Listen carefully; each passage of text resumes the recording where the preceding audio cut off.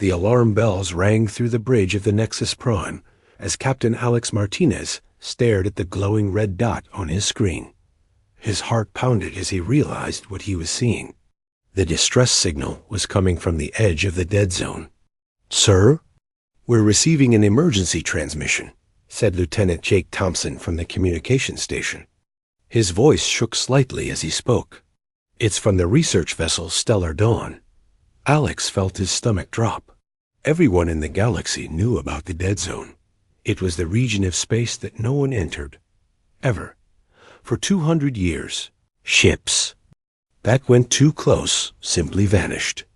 The few that managed to send final messages spoke of impossible weapons and creatures that shouldn't exist. "Put it through," Alex ordered, though every instinct told him to turn around and flee. The voice that came through the speakers was weak and filled with static. "This is Dr. Elena Rodriguez of the Stellar Dawn. Our engines are failing. Life support is critical. We need immediate assistance." Alex's second-in-command, Commander Rita Walsh, stepped closer to his chair. "Captain, we can't go in there. The Federation Council has made it clear. The dead zone is off limits." "There are people dying out there, Rita," Alex replied, but his voice lacked conviction. He knew the stories as well as anyone. The dead zone was where the humans used to live, before they disappeared. Most people believed they were extinct now, killed by their own weapons or diseases. Others thought they had become something else entirely, something that guarded their old territory with deadly force. "Sir," called out Navigation Officer Pete Collins, "I'm reading massive energy signatures moving toward the distress beacon. They're coming from deep inside human space." Alex felt the blood drain from his face. "How massive?" "Bigger than anything in our databases, sir. Multiple contacts, moving fast." Dr. Alana Rodriguez pressed her hand against the sparking control panel of her damaged ship. She had spent her entire career studying the mystery of human space. While other scientists focused on safe research, she had always been drawn to the forbidden zone. She had convinced the Federation to let her conduct long-range scans from the border, promising to stay well outside the danger area. That promise seemed foolish now, as her ship drifted helplessly in space, its systems failing. One by one, the energy wave that had crippled her vessel had come from nowhere, washing over them like an invisible tide. Her instruments had detected something incredible just before the wave hit. Cities, massive cities floating in space, far beyond anything the Federation had ever built. "Ma'am," said her assistant, Dr. Carl Watson, "the backup transmitter is still working. Should we try to contact them?" Elena looked at him with surprise. "Contact who? The humans? If they're still alive in there, maybe they'll help us." Elena's heart raced. The idea was crazy. If humans still existed, they had made it clear they wanted nothing to do with the rest of the galaxy. But as another system failed on her ship, she realized they had no choice. "Do it," she whispered deep in human space. "Communications officer." Amy Foster sat at her station aboard the monitoring post Sentinel-7. She had been watching the alien ships for hours, noting their positions and analyzing their technology. Her job was to observe and report, nothing more. The humans had been watching the galaxy for centuries, learning about the species that had spread across the stars, while they remained hidden. The distress signal from the alien research vessel had been expected. Dr. Rodriguez's ship had been pushing closer to the border for weeks, and the automatic defense systems had finally responded. But the message that followed was different. "This is Dr. Elena Rodriguez of the research vessel Stellar Dawn. If there are any humans listening, please help us. We mean no harm. I've spent my life studying your civilization. I know you're still out there. Please, we're dying." Amy's hands froze over her controls. In 200 years of monitoring, no alien had ever directly addressed them. They all believed humans were extinct or had become monsters. But this woman knew better. Commander Lisa Carter appeared at Amy's shoulder. Having heard the transmission, send it up the chain immediately. This changes everything. Miles away, on the planet New Washington, President John Hayes sat in his office reading reports from across human space. The latest intelligence suggested that the Galactic War between the Federation and the Dominion Empire was getting worse. Billions of innocent beings were dying, while both sides fought for control of trade routes and resources.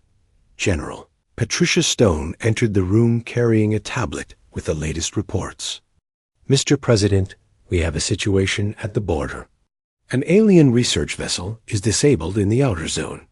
They've made direct contact. John looked up from his papers. Direct contact? You mean they know we're here? It appears so, sir. The scientist in charge, Dr. Rodriguez, has been studying us for years. She's asking for help. John stood and walked to the window, looking out at the peaceful city below. For 2 centuries, humanity had lived in isolation, watching the galaxy tear itself apart through wars and cruelty. They had the technology to help, the power to make a difference, but they had chosen to remain hidden. The galaxy had shown them. Too much darkness, too much evil for them to trust. What do you recommend, General? We could let them die. Maintain the isolation. Or ... double quotes. She paused, choosing her words carefully. We could save them, but that means revealing ourselves. John closed his eyes. The decision he made now would change everything. For 200 years, the galaxy had believed humans were gone. That belief had kept them safe, hidden, protected. But it had also kept them from helping those who needed it most. Send the rescue ships, he said quietly. It's time the galaxy learned the truth. As orders flowed through the human command network, massive ships began to move through the depths of human space. They were unlike anything the galaxy had seen, sleek and powerful, carrying technology that had advanced for centuries in secret. The rescue mission would save Dr. Rodriguez and her crew, but it would also reveal humanity's greatest secret. The dead zone wasn't dead at all. It was very much alive, and it was about to change everything. Commander Lisa Carter stood in the command center of Sentinel-7, watching the tactical display with growing concern. The alien rescue ships were moving closer to the border, but they were moving slowly. Too slowly. Dr. Rodriguez's ship was losing power fast, and the alien captain seemed afraid to enter human space. Ma'am, said Technician Brad Murphy, the alien vessel Nexus Prime is holding position at the border. They're not coming any closer. Lisa nodded grimly. She understood their fear. For 2 centuries, the galaxy had been told that human space was a death trap. Every ship that had tried to enter had vanished or been destroyed. The aliens had no idea that those ships had been captured, their crews relocated to distant worlds, where they could live peacefully away from the wars and cruelty of galactic civilization. Any word from command? Lisa asked. Yes, ma'am. President Hayes has authorized Operation First Light. Admiral Clark is mobilizing the rescue fleet now. Lisa felt her heart pound. Operation First Light was the protocol they had hoped never to. Use. It meant revealing humanity to the galaxy, ending 2 centuries of careful isolation. But as she watched Dr. Rodriguez's ship drift helplessly in space, she knew there was no choice.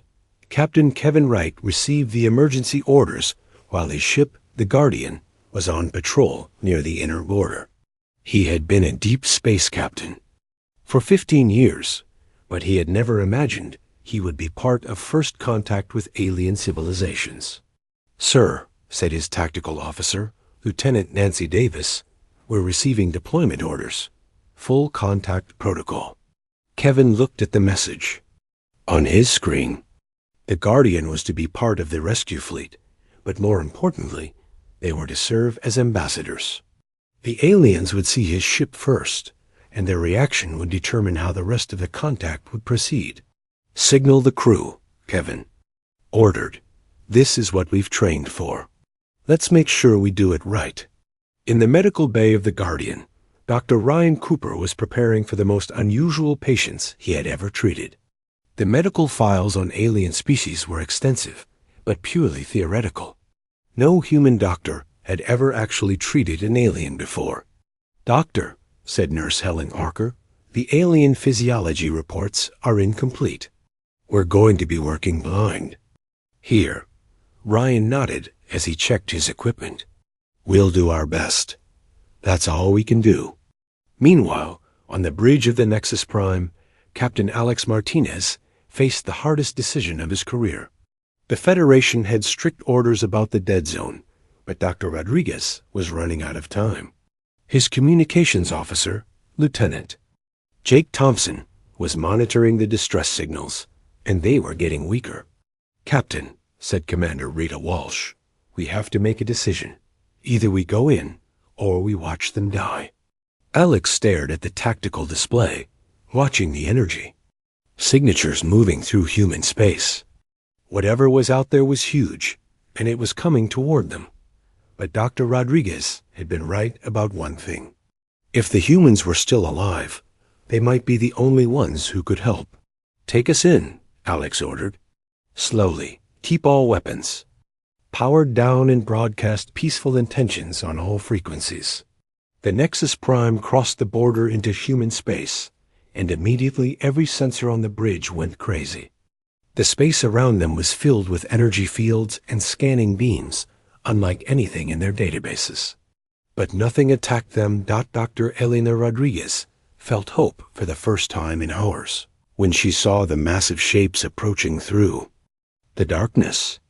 The ships were unlike anything she had ever seen, sleek and graceful, with lines that seemed to flow like water. They moved through space with an ease that suggested technology far beyond anything the Federation possessed. "Carl," she whispered to her assistant, "are you seeing this?" Dr. Carl Watson stared at the approaching vessels in amazement. "They're beautiful," he said simply. The lead ship opened a communication channel, and a calm voice spoke in perfect Federation standard. "This is Commander Lisa Carter of the Human Monitoring Service. We are here to help. Please prepare for emergency docking." Elena felt tears in her eyes. After 2 centuries of silence, the humans were finally speaking to the galaxy. On the human ship Liberty, Admiral Susan Clark coordinated the rescue operation from her command center.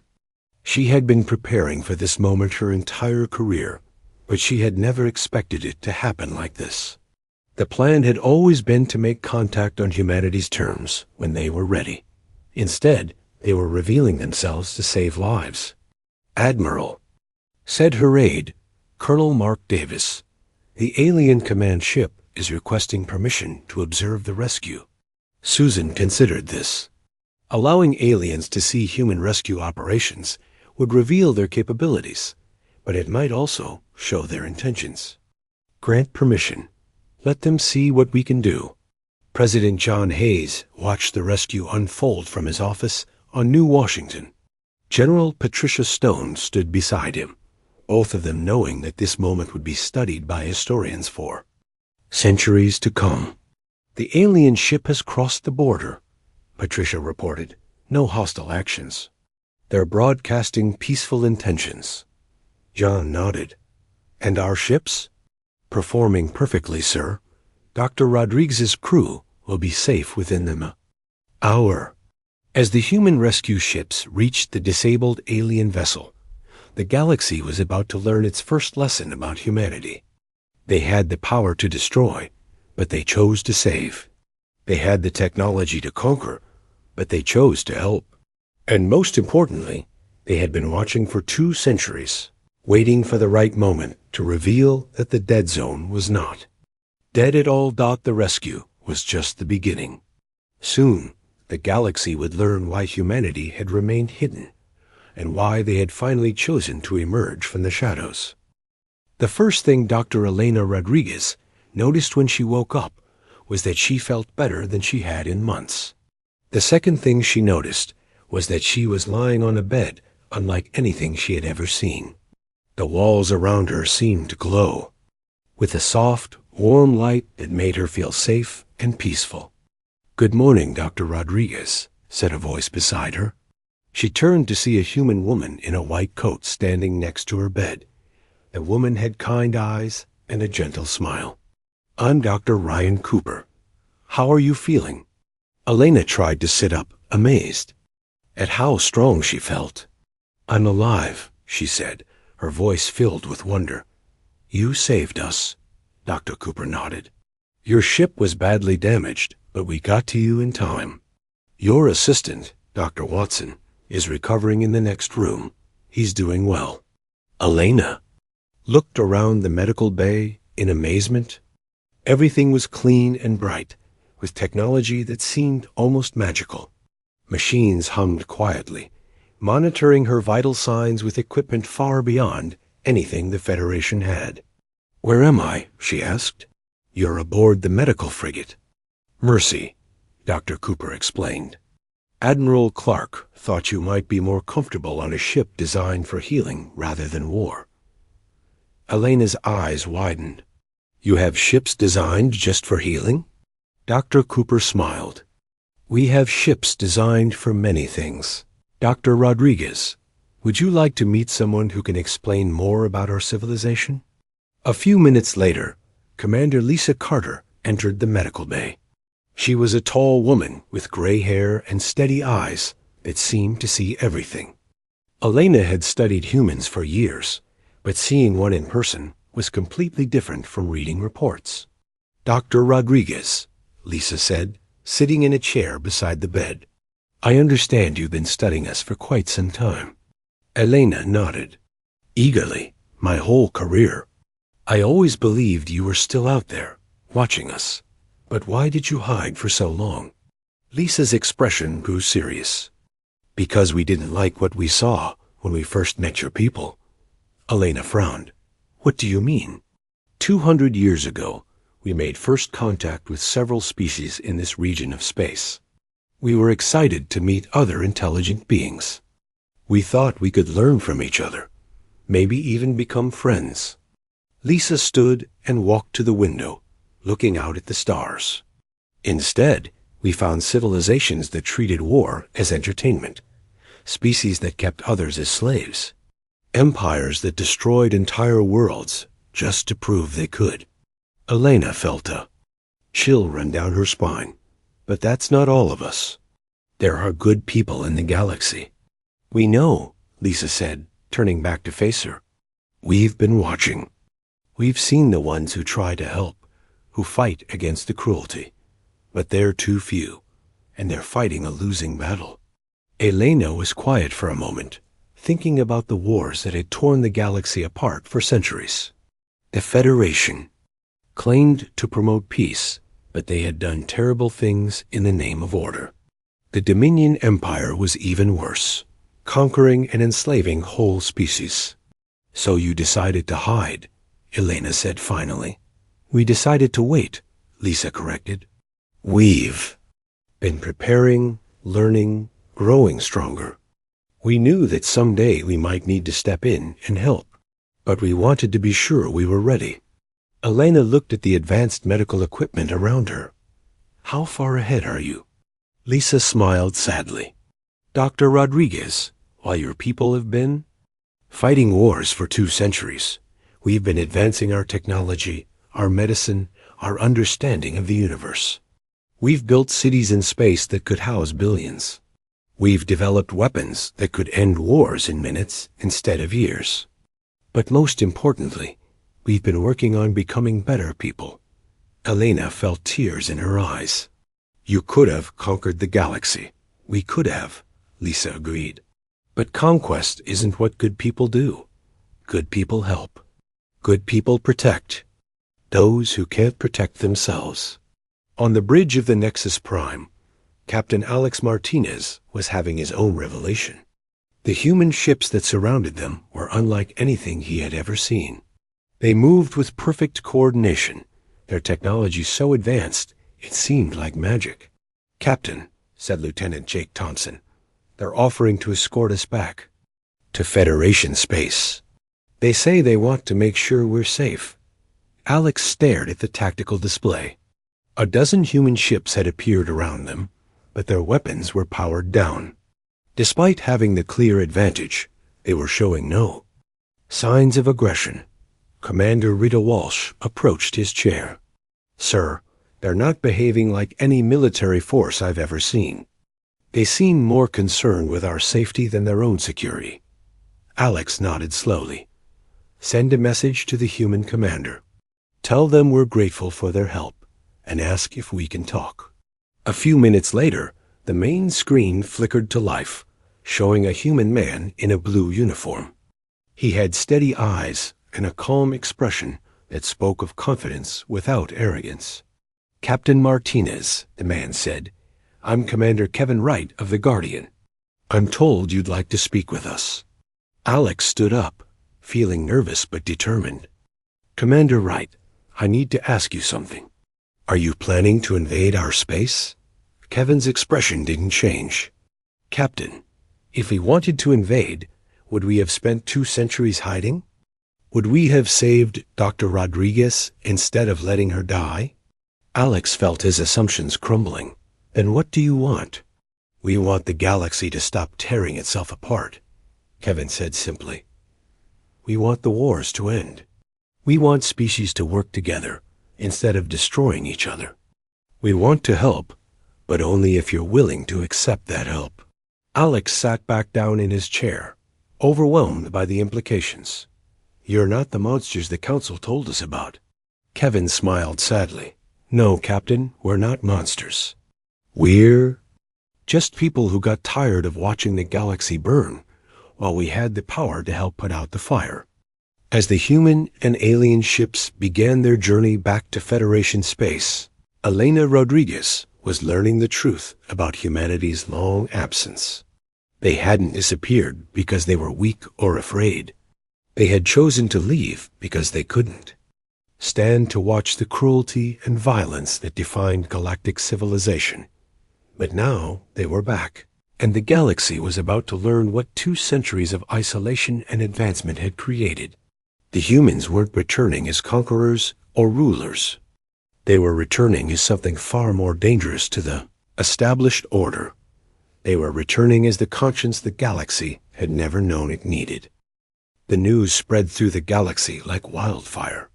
Within hours of the Nexus Prime's return to Federation space, every major news network was broadcasting the same incredible story. The humans were alive.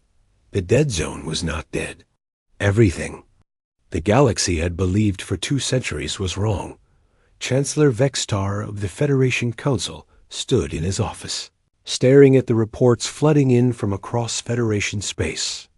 His forearms trembled as he read each message.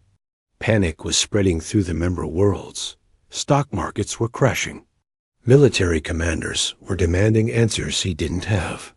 "Sir," said his aide, pressing another tablet into his hands, "General Zorth is here to see you." General Zorth entered the office, his massive frame filling the doorway. The reptilian commander's eyes were cold as he approached the Chancellor's desk. "We need to discuss the human situation immediately." Vextar set down the reports and looked up at his military commander. "What do you suggest?" "Strike first," Zorth said without hesitation. "They've been watching us for 2 centuries. They know our weaknesses, our military positions, our plans. We can't let them make the first move. And if we're wrong?" Vextar asked. "If they really are peaceful?" Zorth's laugh was harsh. "No species hides for 200 years with peaceful intentions. They've been preparing for war, and now they're ready to strike." Meanwhile, on New Washington, President John Hayes was facing his own crisis. The human government was split down the middle on how to handle the situation. In the emergency session of the Human Council, voices rose in heated debate. Senator Robert Nils stood at his podium, his face red with anger. "This is exactly what we feared would happen. We've revealed ourselves, and now they'll come for us with everything they have. Defense Secretary Nicole Anderson shook her head. Bob, we saved lives. We did the right thing. The right thing? Mills shouted. We've put every human colony at risk. We should have let the aliens die and maintained our security. President Hayes raised his hand for silence. The decision is made. We revealed ourselves to save Dr. Rodriguez and her crew. Now we have to deal with the consequences. Ambassador. Helen Parker, who had been quiet during the debate, finally spoke up. Mr. President, we have an opportunity here. We can guide the galaxy toward a better future. We can end the wars, stop the slavery, prevent the genocides.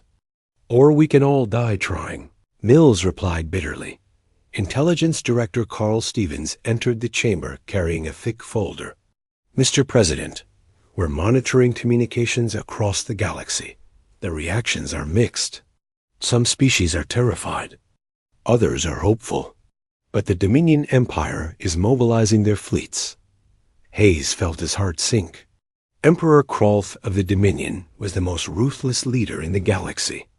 If he saw humanity as a threat, he would strike without mercy. Dr. Elena Rodriguez sat in the Federation Council chambers, feeling very small as thousands of alien representatives stared at her. She had become the most famous person in the galaxy. Overnight, the first alien to make contact with humans in 2 centuries. Dr. Rodriguez, said Chancellor Vextar, tell us about these humans. What are their intentions? Elena stood up, her voice shaking slightly. They saved my life. They could have let me die, but they chose to help. They're not the monsters you think they are. But they have advanced technology, said Representative Cole Van from the Altarian delegation. They could conquer us all. They could, Elena agreed, but they won't. They told me they've been watching us for 2 centuries, learning about our civilizations. They know which species are peaceful and which are violent. They know who fights for freedom and who fights for power. General Zorth stepped forward. And what gives them the right to judge us? Elena looked at him directly.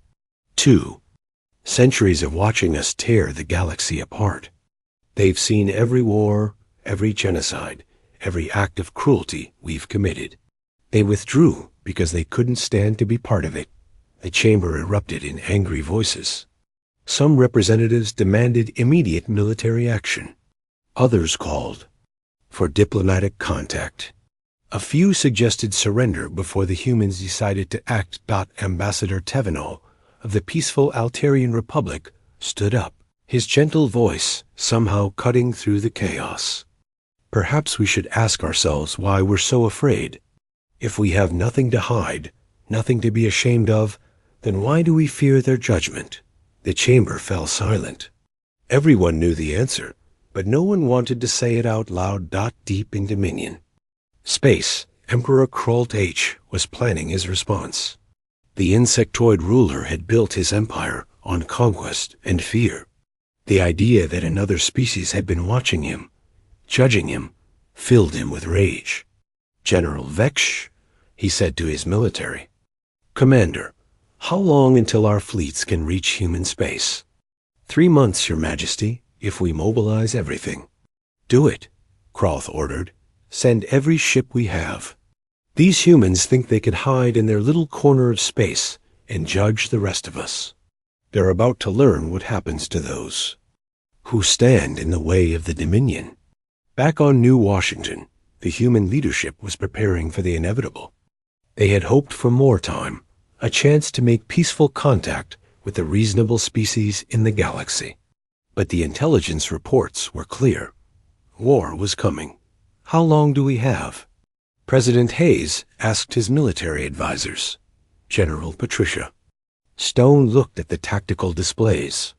The Dominion fleets will reach our border in 3 months. The Federation is still debating, but their military is pushing for action. We might have weeks before they make a decision. Hayes nodded grimly. Then we prepare for war. But we also prepare for something else. What's that, sir? Asked Defense Secretary Henderson. We prepare to show the galaxy what 2 centuries of advancement can really do. If they want to judge us by our weapons instead of our intentions, then we'll give them something to judge. As the human government prepared for the coming storm, Dr. Rodriguez continued her work as an unofficial ambassador. She traveled between Federation worlds, speaking to anyone who would listen, trying to convince them that humanity offered hope. Not conquest, but fear was a powerful enemy, and the galaxy had lived in fear for so long that many couldn't imagine anything else. The species that had spent centuries fighting each other now faced a common enemy, or so they believed. They were about to learn that humanity's greatest weapon wasn't their technology or their ships. It was their unwillingness to compromise on what was right, even when the entire galaxy stood against them. The war that was coming would determine not just humanity's fate, but the future of every species in the galaxy. And for the first time, in 2 centuries, there was hope that the future might be better than the past. 6 months had passed since the first contact, and the galaxy was a different place. The war that everyone had feared never came. Instead, something far more surprising had happened. The galaxy had begun to change. Admiral Susan Clark stood on the bridge of the Liberty, watching the newest joint operation unfold on her screens. Human and Federation ships were working together to stop a slave convoy heading for Dominion space. It was the kind of operation that would have been impossible just months ago. "Admiral," reported Captain Alex Martinez from the Nexus Prime, "the slave ships are surrounded. They're not resisting." Susan smiled. Alex had become one of their most trusted alien allies, leading joint operations across the galaxy. "Good work, Captain. Bring the freed slaves to Processing Station 7. We'll make sure they get home safely." The Human Intervention Protocol had been President Hayes' greatest achievement. Instead of waiting for the galaxy to attack them, humanity had begun selectively intervening in galactic conflicts. They stopped genocides before they could start. They liberated slave populations. They dismantled criminal organizations with surgical precision. At first, the other species had been terrified. Human ships would appear without warning, accomplish their mission, and disappear just as quickly. But gradually, the galaxy began to understand. The humans weren't conquering. They were healing. Commander Kevin Wright docked his ship, the Guardian, at the new Interspecies Research Station, orbiting the planet Harmony.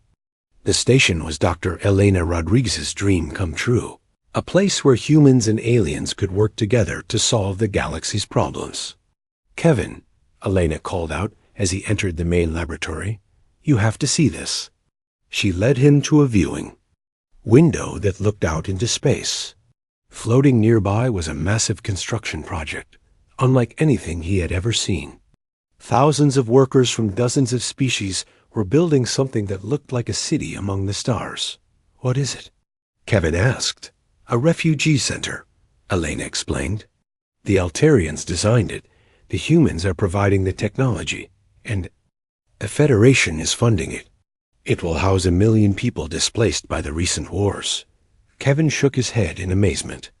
A year ago, those 3 groups couldn't even talk to each other without fighting. "That's the point," said Dr. Amy Foster, approaching them from across the lab. The human scientist had become Elena's closest collaborator. "We're proving that cooperation works better than conquest." The biggest change had come from an unexpected source. The Dominion Empire, which had once seemed like humanity's greatest threat, had begun to collapse from within. When Emperor Krolth had finally launched his attack on human space, he had discovered something that changed everything. The human defense wasn't a wall of weapons or a fleet of warships. It was a simple message, broadcast on every frequency, in every language known to the galaxy. The message contained the complete history of the Dominion Empire's crimes, documented with perfect accuracy over 2 centuries of observation. Every Genocide, every enslaved population, every world destroyed for profit. All of it was laid bare for the galaxy to see, but the message didn't stop with accusations. It also contained something else. Evidence of every Dominion citizen who had tried to help, every soldier who had refused to commit atrocities, every official who had tried to reform the system from within. "We know who you are," the message had said. "The good and the bad, the cruel and the kind. And we're here to help those who want to be better." The effect had been immediate. Dominion colonies began declaring independence. Military units surrendered, rather than fight. Within weeks, Krolf's empire had shrunk to a handful of core worlds, surrounded by new republics seeking Federation membership. President Hayes sat in his office, reading the latest reports with a mixture of pride and exhaustion. The transformation of the galaxy was proceeding faster than anyone had imagined, but it was also more complex than they had hoped. "The Dominion remnants are requesting a meeting," reported General Patricia Stone.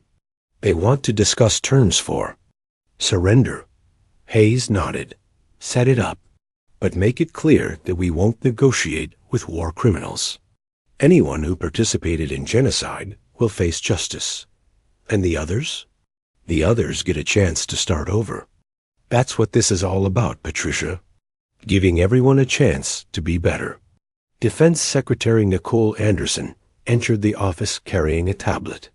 "Mr. President, we have a situation developing in the Outer Rim. The Zephyrian Republic is requesting assistance with a planetary evacuation. Their sun is going nova." Hayes looked at the request.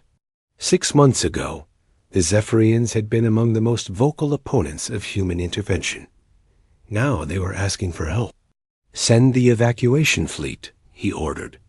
"All available ships.